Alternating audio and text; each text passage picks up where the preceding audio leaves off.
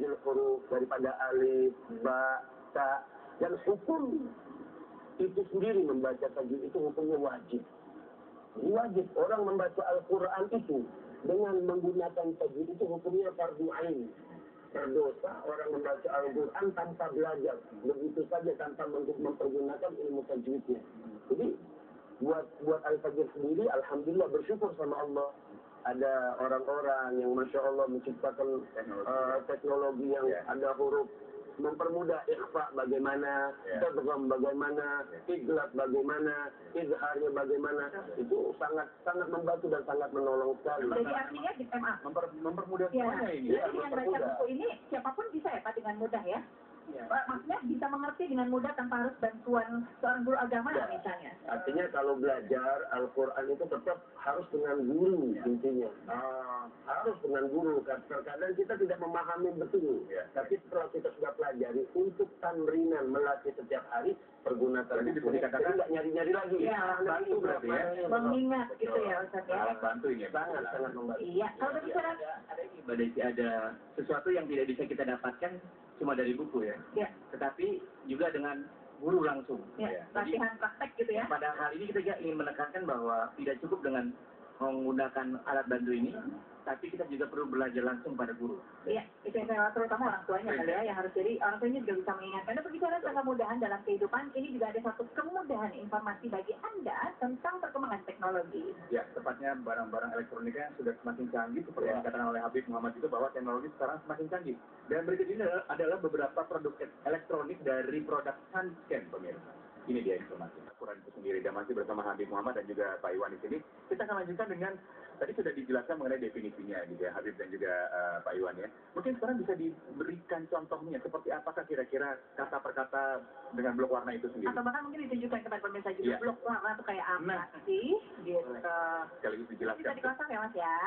Mungkin bisa ditaruh di tengah guys. Nah, ditaruh situ, biar kita bisa lihat semuanya. Contoh, kita lihat yang surah yang mudah. Yang banyak dihafal oleh anak-anak, yaitu surah Al-Lahab. Surat Al-Lahab yang ini, ya, yang bunyinya kurang lebih, ya. Bismillahirrahmanirrahim. Tabbat yada abi lahabin wa tabb. Nah, coba kalau kita perhatikan di sini yang dimaksud blok warnanya lahabiu wa tabb. Ini ada hukum namanya idgham bi gunnah. Ditandai dengan warna hijau. Di sini dijelaskan bahwa warna hijau itu jadi di bawahnya. Ya, ada di bawahnya. Ada keterangannya. Langsung di bawahnya. Jadi kalau pemirsa ngelihat ini hijau, warna hijau mana ya? Penjelasan ini tajwidnya apa hukumnya? Di bawah di sini tuh. Nah, ini yang hijau. Idgham di gunnah. Jadi kayak ngeliat map ya? Ya, betul. Kemudian untuk lebih mengerti juga idgham di gunnah itu apa? Ada penjelasannya. Ada lagi penjelasannya. Ini komplit sekali di sini. Idgham di gunnah. Iya. Idgham di gunnah ini. Artinya, ada pengertiannya, ada contohnya di surat apa aja, pengecualiannya apa. Nih ya, misalnya idgham di gunnah artinya memasukkan idgham di gunnah. Jika nun bersukun, nunnya yang kalau ada sukunnya, terus atau nun mim ya bertemu dengan huruf ya, atau nun atau mim gitu ya, atau waw, maka bunyi nun bersukun atau tanwin itu ditiadakan masuk pada huruf idgham di depannya. Jadi makanya barusan lahabiu ke wawunya lahabiu, bukan lahabin bacanya, tapi lahabiu, walaupun di belakangnya nggak ada nun ya. Nah, jadi ada Pak Sebelah itu ada kemudian warna merah itu apa itu? Warna merah ini artinya kol-kolah. Kol-kolah itu artinya mantul. Seperti gitu. Seperti bola yang dilempar dari atas jatuh ke bawah, mantul ke atas. Jadi bacanya kurang lebih Kita zaman yang saya ikut madrasah itu paling senang tuh. Kalau ayo gitu. Karena mantul. Jadi bacanya dia memantul. Tabbat yada abi lahabin wa tabb. Nah, itu mantulnya. Ada sisanya, ada pantulannya, ada ehonya sedikit. Nah, selain di dalam Al-Quran for Kids ini, selain berbicara tentang tajwid dan juga yang kata per kata ini kan ya? Ini kata per katanya ada. Kata per katanya dipisah ya. Seperti tabbat artinya binasalah. Tiada kedua tangan. Abi, abu, lahab, al-lahab itu ya. Abu lahab itu ya. Abu lahab. Watab dan benar-benar binasa, dalam ya. keadaan Itu perkata-perkatanya pemirsa Tapi di ya. sini juga ada terjemah utuhnya, Mbak Ya, Desi. terjemahan utuhnya seperti biasa kita Ya, dalam Al-Quran ya. sehari-hari kita lihat ya. Ada apa lagi di dalam buku ini? Karena ini juga tebal sekali. Ada mungkin ada hal Hal lain, ini adalah informasi ada lain. asbabun nuzul, Mbak Desi. Asbabun nuzul Asbabun itu? nuzul itu adalah latar belakang turunnya ayat. Oh, jadi ada cerita di balik, Iya. ada informasi mengenai cerita di balik ayat tersebut itu sendiri gitu Ya, ya. kenapa firman Allah ini turun gitu Bagaimana ya? latar belakang Sejarahnya ayatnya ya. turun, seperti itu. Oh, Jadi ini iya, mengilustrasi kepada anak-anak untuk dia melihat masa lalu ya. Ya. Bagaimana kejadian Sejarah seperti ini ya. Sejarahnya seperti itu. Betul. Nah, selain ini kita juga sertakan di bagian belakang ensiklopedia anak soleh. Ada 16 item.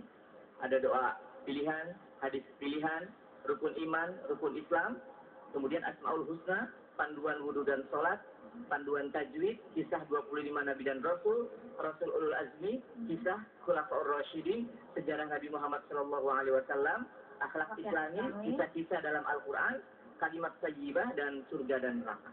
Nah, Jadi insya Allah dengan satu buku ini, ya anak-anak bisa, bukan cuma Buat anak-anak. Al-Quran saja, tapi pengetahuan keagamaannya juga dihadirkan oleh kita supaya mereka paham. ya. Saya tertarik Ustaz Habib Muhammad, kan biasanya kalau sejarah kenapa Allah menurunkan satu ayat itu ada ceritanya dulu gitu ya.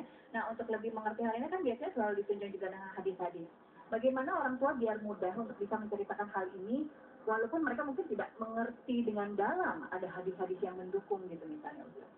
Itu kan pertama orang tua dulu harus belajar ilmu. Orang tua tentunya tidak akan bisa pernah mencontohkan dan bisa mengajarkan ke anak kalau orang tua tidak mengerti. Ya. Permasalahan sekarang ini orang tuanya sendiri sulit untuk datang. Nah, ini kan permasalahan yang Kalau anak-anaknya sih rajin. iya, ini kan kita sudah ngajak segala macam dengan metode metode ini bosan pakai metode ini. Kalau zaman dulu itu biasanya murid bagaimana guru. Ya. Mungkin ngalamin. Ya. Murid bagaimana guru. Kalau zaman sekarang guru bagaimana murid. Itu bagaimana tata caranya supaya murid ini betah. Iya. Untuk belajar Al-Quran bagaimana tata caranya supaya dia bisa. Betul. Itu. Jadi begitupun orang tua ya mungkin seperti alhamdulillah tertolong dengan ada buku-buku ringkasan dengan bahasa Indonesia, Ya. Asbabun Nuzul Al-Quran, dan orang tua pun harus rajin baca dan lihat juga siapa pengarangnya, dan kita tidak sembarangan bisa membaca buku karena orang belajar itu harus dengan guru.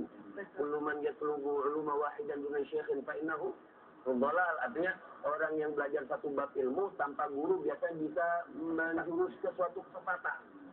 Bahaya kalau dia sudah sesat, berarti ngajarin anaknya sesat terus. Generasi selanjutnya jadi sesat ya Ustaz. Jadi sama menyimpang kesesatannya ya ke bawah-bawahnya. Dan lebih parahnya lagi, biasanya malah kadang-kala saat ini anak-anak yang justru lebih banyak memahami dan mengerti ketimbang orang tua. Karena biasanya orang tua pengen, gue nggak bisa nih, anak gue harus lebih pintar. Lama-lama anaknya ngajarin orang tuanya. Iya. Tidak masalah. Tidak masalah. Artinya atau orang anak yang tapi ngajar dengan akhlak, mengajar dengan adab, mengajarkan orang tuanya tidak ketahuan. Itu tidak masalah, sangat bagus. Yang masalah? Al-Quran. Ya. Apa Nabi mengatakan, khairukum man ta'allama al-Quran wa 'allama. Nabi katakan, sebaik-baiknya kalian umat atau manusia yang dia mau belajar Al-Quran dan mengajarkan Al-Quran tersebut. Ya. Walaupun cuma satu ayat ya. Walaupun cuma. Betul. Iya. Paling bete kalau anaknya pinter, bilang, aduh mama, papa, capek deh, begini aja gak bisa. Iya. Betul sekali. Pemirsa, sebelum kita lanjutkan obrolan kita ini mengenai bagaimanakah mengajarkan putra-putri Anda ataupun memahami isi Al-Quran dengan kata per kata dengan blok warna, sekarang saya ingin mengajak mungkin Habib dan juga Pak Iwan untuk sarapan bersama. Sudah sarapan kok? Udah jam segini nih. Kayaknya ini udah lewat Lewat ya sarapan sarapannya. tadi tampaknya. Tapi ini ada sebuah tempat makan di mana kita bisa menikmati sarapan, tapi dengan suasana ruang tamu. Bukan biasanya di ruang makan. Ini dia yang beda. Wah, ini mungkin bisa dicoba Pak Iwan buat besok ya sarapan. Baik. Ada juga buat Anda pemirsa, kita lihat ya.